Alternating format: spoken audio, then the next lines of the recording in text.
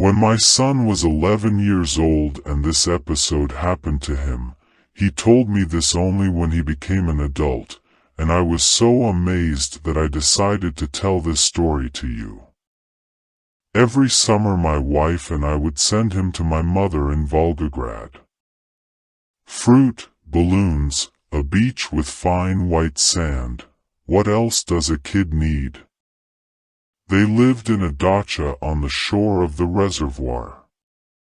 Once a week my grandmother went to the city for groceries, leaving my Dimka alone until evening.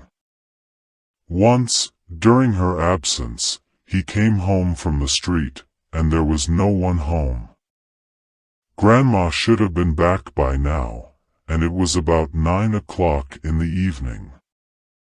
He plopped down on the couch and turned on the TV. Just then Max came running in. After half an hour, or maybe an hour, Dimka began to worry. It was getting dark, and besides, he was hungry.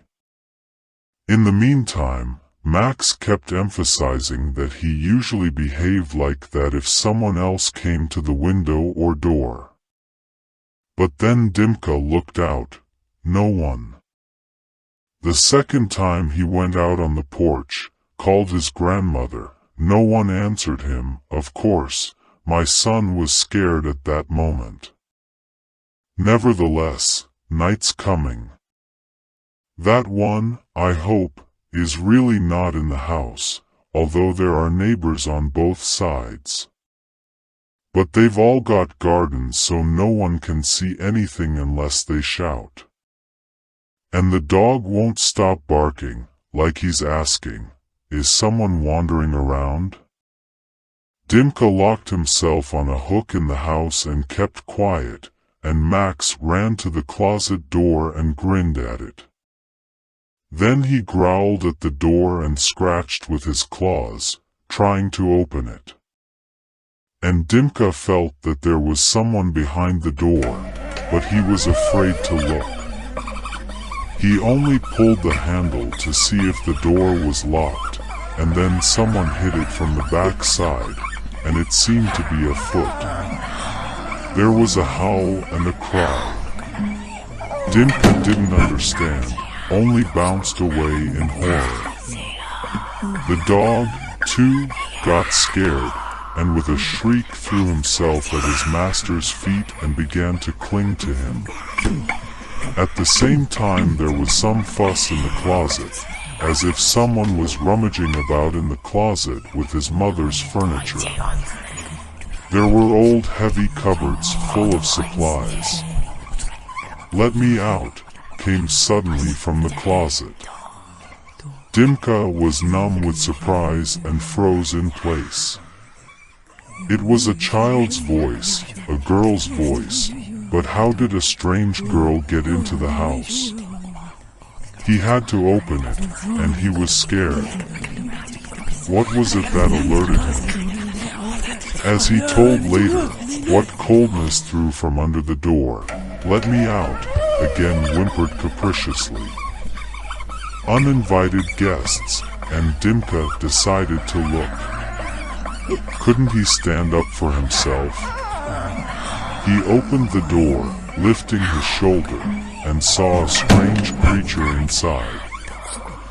It was as tall as a 6 or 7-year-old child, with a wrinkled face like an angry old woman, and wearing a dirty black hoodie.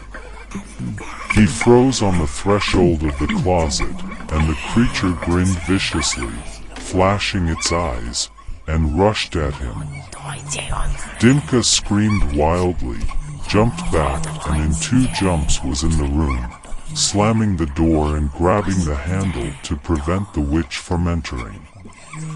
Poor Max was left on the other side, and he ran there like he was being tortured. Dimka ended up on the floor, torn from the shock. He lost his money, and when he came to his senses he saw deep wounds, the kind you get when you get into a fight with a neighbor's dog, for example. Max licked his face and whimpered. When my mother arrived by cab and rang the doorbell, my grandson didn't want to open the door. He was pale, trembling and smearing tears. My grandmother, not knowing what had happened, screamed hysterically, asking where she had been.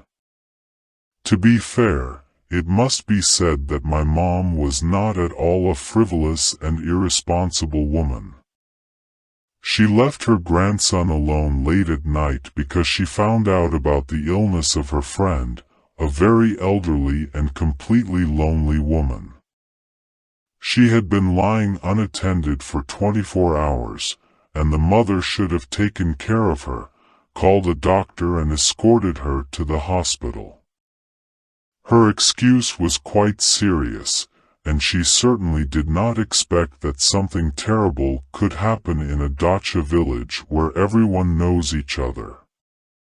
Even after calming down, her son never told her anything, and he did not give any explanation to the doctor who came to see him in the morning.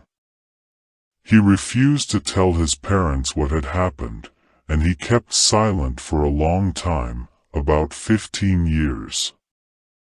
We learned the story only when our son, who had already become a child psychologist, began to be called Dmitry Nikolaevich.